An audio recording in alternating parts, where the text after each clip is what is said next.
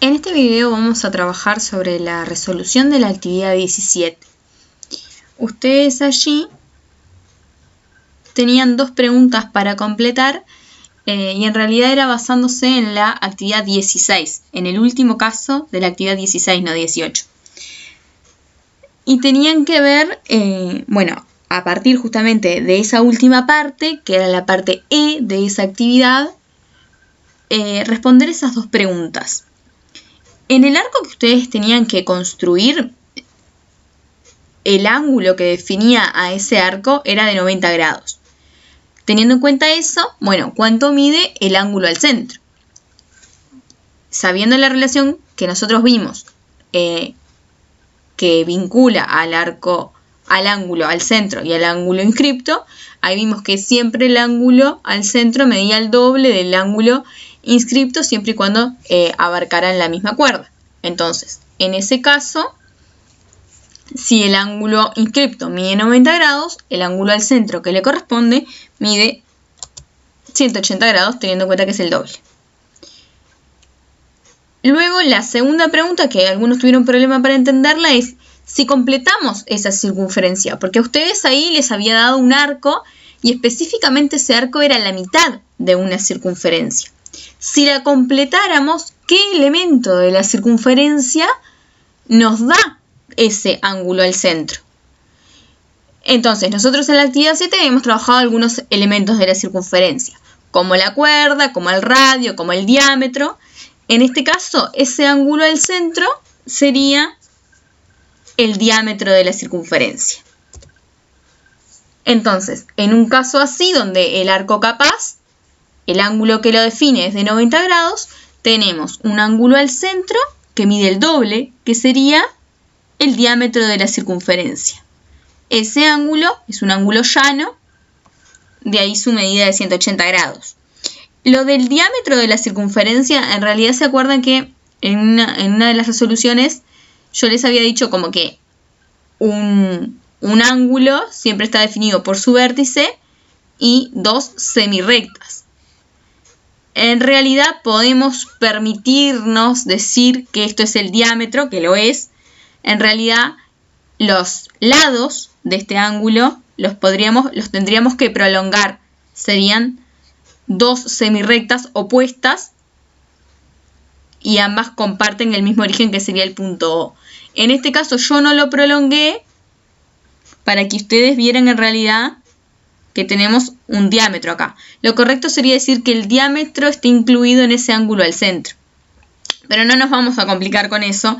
Directamente podemos decir que el ángulo al centro es el diámetro y dejarlo ahí, que queda como de forma más clara. Entonces tenemos este ángulo inscripto que mide 90 grados, este ángulo al centro que mide 180 grados, que coincide con el diámetro de la circunferencia. Observamos a su vez que es un diámetro, no sé si hace falta aclarar esto, pero por las dudas, porque es un segmento cuyos extremos están en la circunferencia y pasa por el centro de la misma. Entonces acá podemos extraer dos conclusiones de este caso tan particular. Cuando el arco capaz está definido a partir de un ángulo de 90 grados, entonces el ángulo al centro que le corresponde va a ser de 180 grados y va a ser el diámetro de la circunferencia. Y a su vez, cuando tengo un ángulo inscripto, que el ángulo al centro que le corresponde es de 180 grados, o sea, el diámetro de la circunferencia, entonces ese ángulo inscripto mide 90 grados. Y voy a tratar de reiterarlo para que se note la diferencia. En el primer enunciado tengo que si el ángulo inscripto o los ángulos inscriptos que definen al arco capaz miden 90 grados, entonces saco como conclusión de que el ángulo al centro mide 180 grados y de que es el diámetro de la circunferencia. Y a su vez, si los ángulos inscriptos les corresponde como ángulo al centro un ángulo de 180 grados, o sea, el diámetro de la circunferencia, entonces esos ángulos inscriptos miden 90 grados. Y siempre va a pasar que el arco que va a definir un ángulo de 90 grados va a ser la mitad de una circunferencia. Porque en varias construcciones de la actividad anterior algunos se equivocaron, les quedó otra cosa, otro arco, y no se dieron cuenta de que en realidad siempre les tiene que quedar la mitad de una circunferencia. Entonces, a este arco tan particular que siempre nos queda la mitad de una circunferencia, porque está formado por ángulos inscriptos, que son rectos, cuyo ángulo al centro es un diámetro, y acá podríamos decir también que la cuerda que abarca este ángulo es el diámetro, de ahí la particularidad. En este caso recibe un nombre que es lugar geométrico de Tales.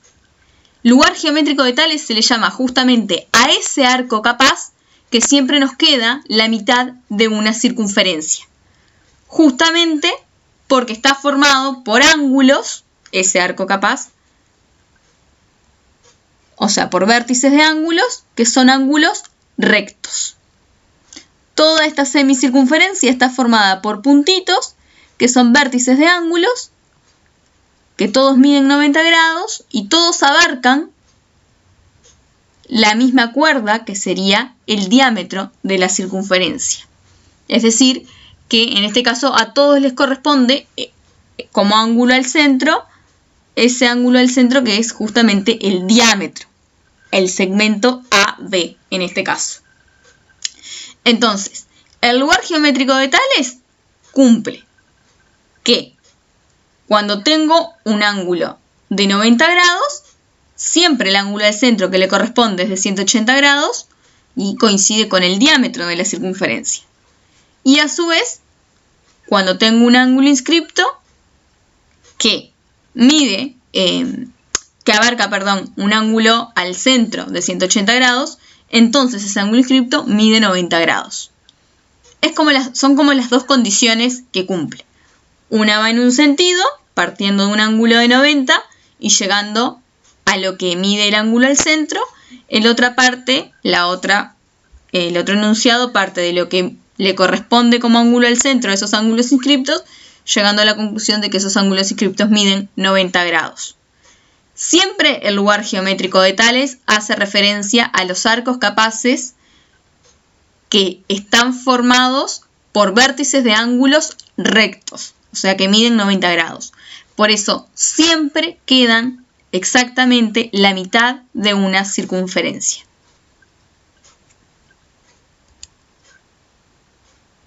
Y esta es la primera vez que apareció el término lugar geométrico, que es el que le da nombre al repartido. Nosotros todavía no habíamos visto nunca lo que era un lugar geométrico. Recién ahora vimos por primera vez que ese caso particular de esa semicircunferencia que queda formada con los ángulos de 90 grados se lo conoce como lugar geométrico de Tales.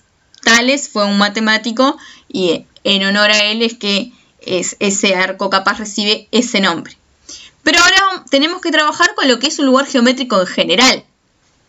Para eso van a tener en la siguiente actividad que buscar qué es un lugar geométrico y a partir de ahí yo les doy 3 definiciones. Con la información que ustedes busquen van a tener que decir cuál de ellas es la correcta.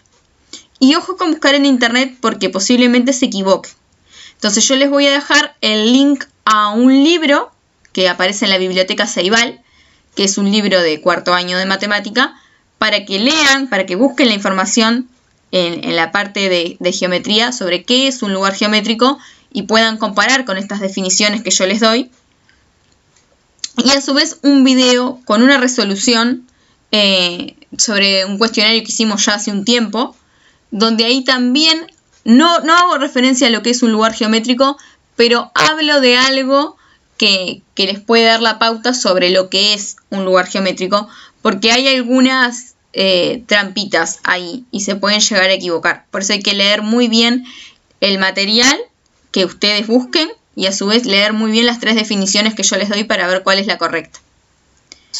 Una vez que sepan cuál es la definición correcta, van a tener que citar ejemplos de los lugares geométricos que trabajamos. Nosotros ya hemos venido trabajando con lugares geométricos en toda esta unidad de geometría, pero nunca los hemos definido como lugares geométricos. Entonces la idea es que ustedes identifiquen cuáles de las figuras que hemos trabajado son lugares geométricos y justifiquen por qué lo son usando la definición correcta. Todas esas definiciones aluden a cumplir una propiedad, o sea que eso se va a tener que cumplir sí o sí. Más allá de que hay diferencias entre las definiciones, los lugares geométricos cumplen con una propiedad. Entonces van a tener que analizar cuál de todas las figuras trabajadas cumplen con una propiedad para poder decir que son lugares geométricos y especificar cuál es la propiedad que cumple cada una de esas figuras que nosotros trabajamos, que fueron varias.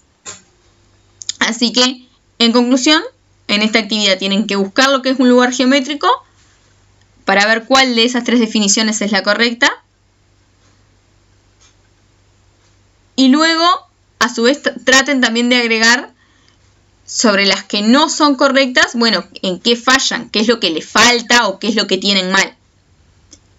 Y luego, como segunda parte, decir cuáles son los lugares geométricos que trabajamos en clase, refiriendo a ver cuál es la propiedad que cumplen esos lugares geométricos, o sea, todos los que trabajamos en el repartido serían, especificar cuál es la propiedad que hace que sean lugares geométricos.